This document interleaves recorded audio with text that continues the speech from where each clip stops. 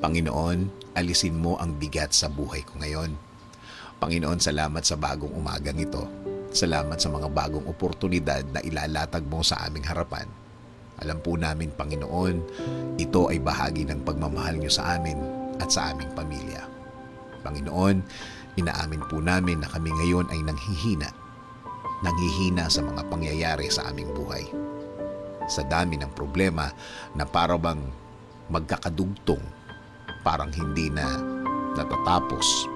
Inaamin po namin, Panginoon, na kami minsan tinatalo ng kung anong nakikita namin. At minsan, Panginoon, ay hinahanap ka namin. Pero Panginoon, alam po namin sa oras ng aming paghihina, sa inyo kami kakapit. Sa inyo kami lalapit. At alam namin na sapat ang inyong pagmamahal sa amin.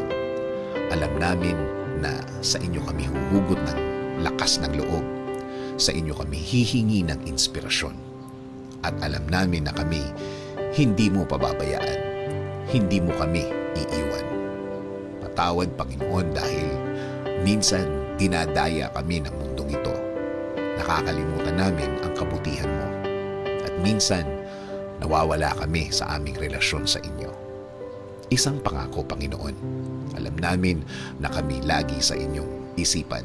Kami inyong tuloy-tuloy na aalagaan. At kahit kailan, hinding-hindi nyo kami iiwan. Panginoon, kakapit kami. Kakapit kami ng mas mahigpit sa inyo. Dahil tama at sapat ang inyong pagmamahal sa amin. Dahil ang pagmamahal na yan ay hindi pang isang araw, kundi sa lahat ng panahon. Ipinagdadasal din po namin ang lahat ng miyembro ng aming pamilya na patuloy niyo po silang protektahan sa lahat ng uri ng masama. At huwag niyong hayaan na magtagumpay sa kanila at sa akin ang mga masasamang balak ng ibang tao. Oo, Panginoon, may mga dadating na magpapahina sa amin.